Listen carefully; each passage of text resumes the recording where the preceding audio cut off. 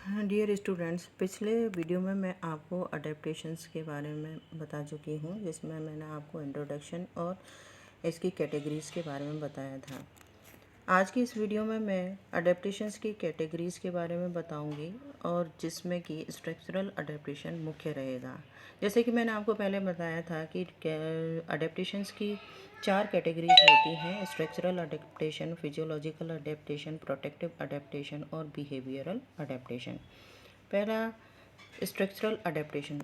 Structural adaptation वो अनुकूलन है जिसमें कि प्राणी की बॉडी या एनिमल्स की बॉडी जिस हैबिटेट में रह रहा है उसमें रहने के लिए उसकी मदद करती है।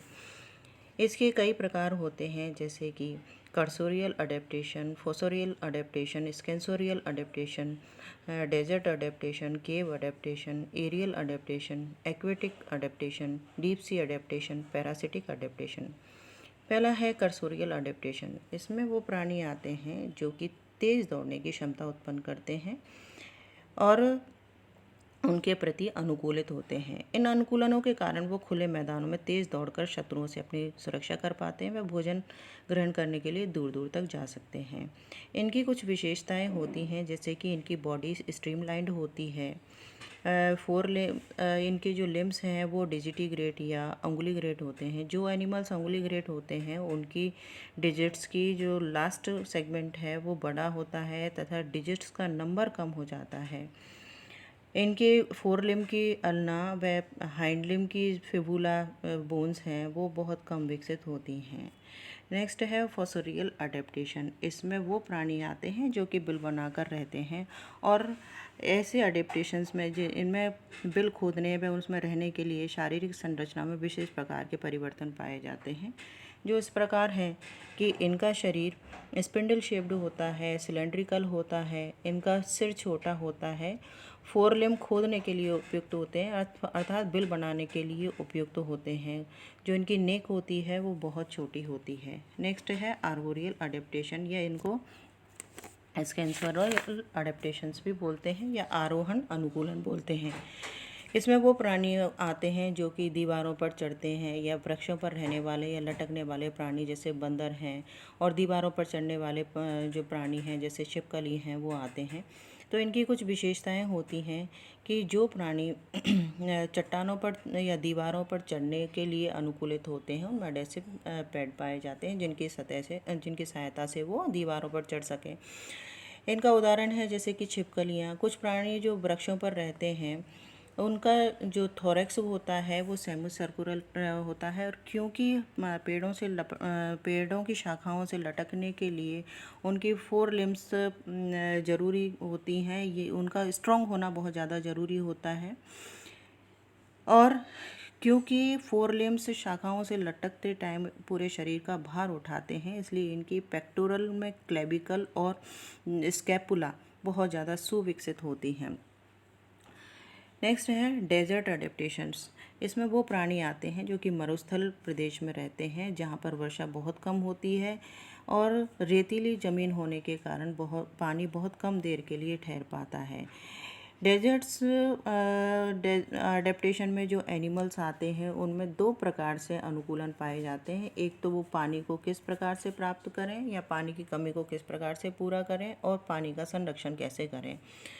तो इसके लिए जो जल की कमी के लिए अनुकूलन होते हैं वो इस प्रकार हैं। जो हर्बीवोर्स एनिमल्स होते हैं वो जो पेड़ों की पत्तियों को खाते हैं उन पर जो ओस जमी हुई होती है उसके साथ ही उनको खाते हैं। इसी प्रकार जो कार्निवोर्स एनिमल्स होते हैं वो शिकार से ही अपने शरीर के लिए पानी की कमी को पूरा करते हैं। और पानी का एवापोरेशन नहीं हो या जल का ह्रास नहीं हो, इसके लिए ऐसे एनिमल्स की त्वचा बहुत मोटी होती है, स्वेट ग्लैंड्स कम होती हैं या होती ही नहीं हैं, और इनकी जो स्किन है उसमें स्केल्स या स्पिक्यूल्स पाए जाते हैं ताकि पानी का उत्सर्जन कम से कम हो। नेक्स्ट है केव अडेप्टेशन।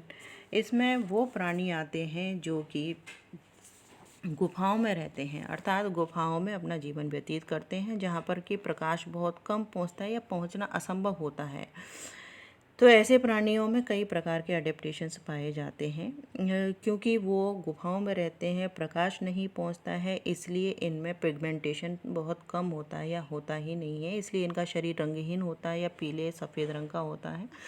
बॉडी सिलेंड्रिकल होती है और इनका जो स्केलेटन है वो बहुत ज़्यादा कमज़ोर होता है और या फ्रेजाइल होता है। नेत्रों का अभाव होता है। एरियल अडेप्टेशन या फ्लाइट अडेप्टेशन, जिसमें कि जो एनिमल्स आते हैं उनको एरियल एनिमल्स बोलते हैं। ये वायु में उड़ने की क्षमता रखते हैं। कुछ प्राणी अधिक देर तक हवा में उड़ सकते हैं, जबकि कुछ प्राणी केवल कुछ समय तक हवा में ग्लाइड कर सकते हैं। इनके लिए कुछ अडेप्टेशंस होते हैं, कुछ अनुकूलन होते हैं। जैसे कि इनकी जो बॉडी होती है वो स्ट्रीमलाइंड होती है। इनके शरीर पर फेदर्स पाए जाते हैं। 4 लिम्स विंग्स में परिवर्तित हो जाते हैं, जो कि इसको उड़ने में मदद करते हैं। 4 लिम्स को उड़ने के लिए 4 लिम्स या विंग्स का होना या विंग्स का शक्तिशाली होना बहुत आवश्यक है। इसलिए इनकी जो फ्लाइट मसल्स हैं वो पाई जाती हैं, जो बहुत स्ट्रॉन्ग होती हैं।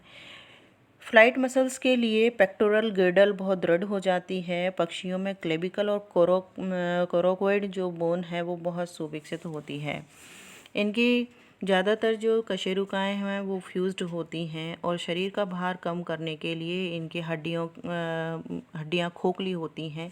जो फीमेल बर्ड्स होती हैं उनमें एक ओवरी और ओविडक्ट पाया जाता है।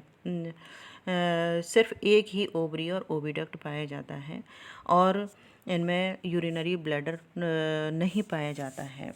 नेक्स्ट है एक्वेटिक अडेप्टेशन। इनमें वो प्राणी आते हैं जो कि जल में रहते हैं और कुछ प्राणी प्राथमिक रूप से जल में रहते हैं, कुछ द्वितीयक रूप से जल में रहते हैं, कुछ फ्रेश वाटर में रहते हैं, कुछ मैराइन वाटर में रहते हैं, कुछ दोनों प्रकार के पानी में रहते हैं। लेकिन इन पानी में रहने के लिए इनमें कुछ अनुकूलन होते हैं, जो इस प्रकार है कि जल में रहने वाले प्राणियों का शरीर स्ट्रीमलाइंड होता है और इनकी त्वचा है वो बहुत चिकनी होती है ताकि वो पानी का प्रतिरोध नहीं लगे।